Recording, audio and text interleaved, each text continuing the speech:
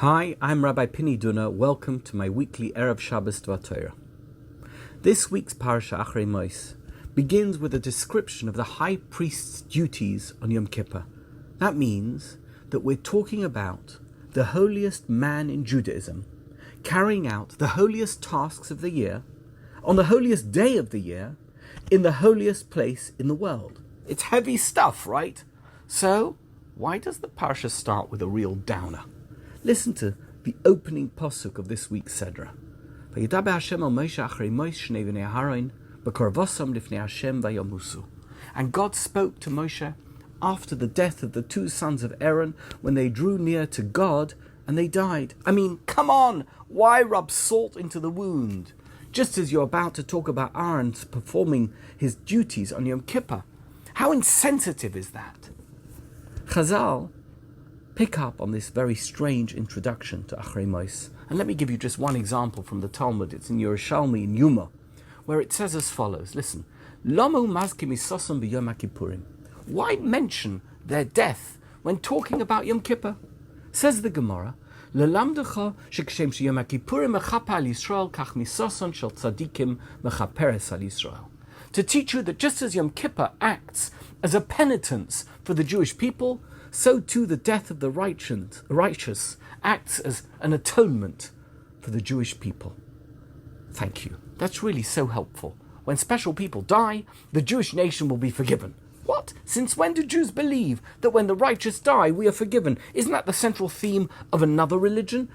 I'm talking about Christianity. Seriously, don't we frown on this idea that someone needs to die to atone for humanity's sins? What's going on here? Last Shabbos, after Musaf, I spoke in Shul about the fact that Yom Hazikaron always comes before Yom Haatzmaut. And to be perfectly honest, I'm not sure what Israel's founding fathers had in mind when they set that up. But I've always found this particular proximity a bit curious. Yes, we lost all the soldiers and, of course, the victims of terror, and they died, and it's very sad. But to mention it every year, just before celebrating the creation of the first Jewish sovereign state in over 2,000 years, that seems quite strange. Why can't we just focus on Yom Haatzmaut? Why can't we just focus on the miracle of the state of Israel? Why can't we just focus on the incredible successes of Jewish life in Israel since 1948? Why can't we just focus on the resurgence of Judaism across the globe? In short, why do we need to mention tragedy? Let's find another time. We can mention tragedy then. Rabbi Baruch Halevi Epstein, author of the Torah Tamima, writing 120 years ago, offers a beautiful explanation to answer my first question about the opening posuk of Acharei Mot, and I think that his answer can also act as an answer to the second question. Listen carefully. This is what he says.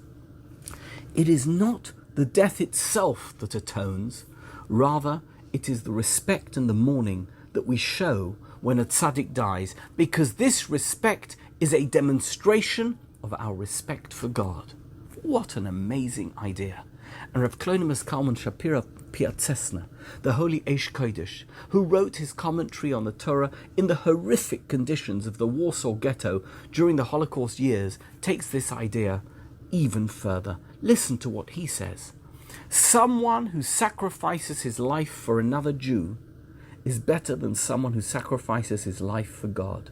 That's because when you show love and respect for the king's son, you not only show love and respect for the son, you also show love and respect for the king. This revelation is actually awesome. What exactly was the sin of Aaron's two sons? You know, the commentaries argue over the details, but all of them agree on one thing. They all say that as devoted as these two priests were to God, they were doing whatever they were doing purely for themselves, not for the nation at large.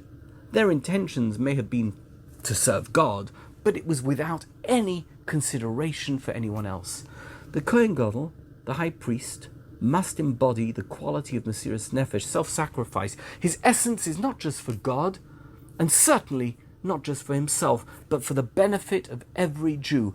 Going into the sanctuary on Yom Kippur was a dangerous, life-threatening event.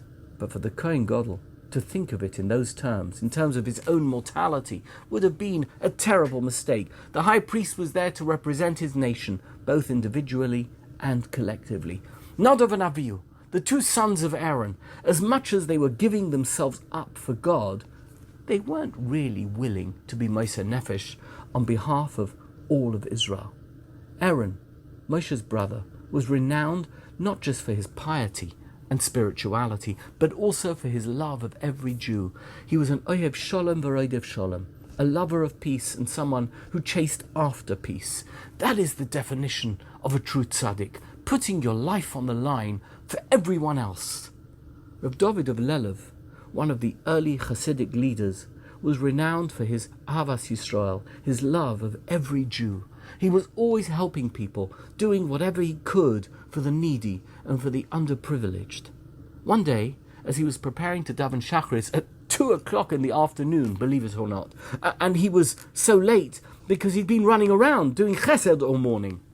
Anyway, someone saw him and said to him, "Rabbi, I can't believe you're just getting ready for Shacharis, to daven Shacharis now, at 2 in the afternoon. I mean, I was up at 4:30 this morning for some pre-davening learning, and then, of course, I davened Shacharis at 8 when the sun rose, and then I learnt some more, and now it's 2 o'clock. More than half my day has gone, and it was me doing holy stuff, and you? I mean, you're just getting started." Reb David Lelever didn't flinch. He looked the guy right in the eye and said to him, "If you truly did all of those things in the name of every Jew, you're absolutely right. You did better than me. But if not, what good was any of it?